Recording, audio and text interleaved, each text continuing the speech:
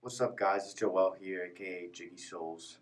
I know I don't have a YouTube intro yet. I'm working on that right now, but I wanted to get something up on the channel, get things running. So I'm gonna talk about StockX today, and I want to first show you guys a video from me in March 2019 of me when I was flipping some Toddler Jordan Retro 9s on StockX. And then I'm going to show you guys how to actually sell any sneaker on StockX. And yeah, let's get to it.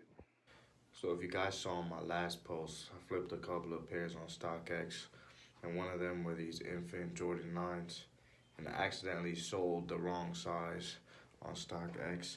So what I did was, with the help of a friend, hunted these down, found out where they were selling them, and got them. So I'm gonna sell both of the pairs, the wrong size that I accidentally sold, and the other pair.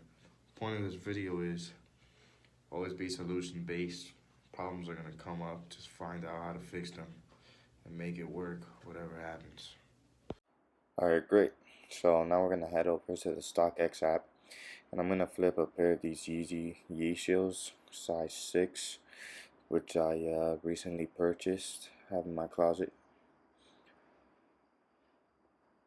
So you can find it right here if it's in the most popular, or you could just search it. You could find any shoe basically anywhere, whether it's eBay, Google, or StockX, using the model number.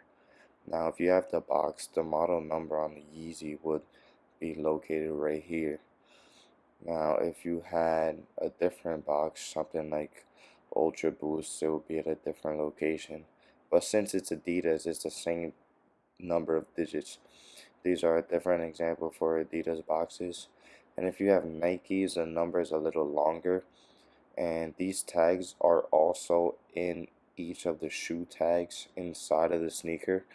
They're just look for the same number of digits.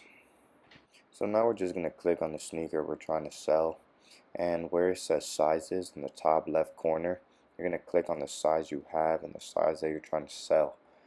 Now, on the top right corner where it says sell or ask, you're going to click it, and then you're going to click on that same size you're trying to sell.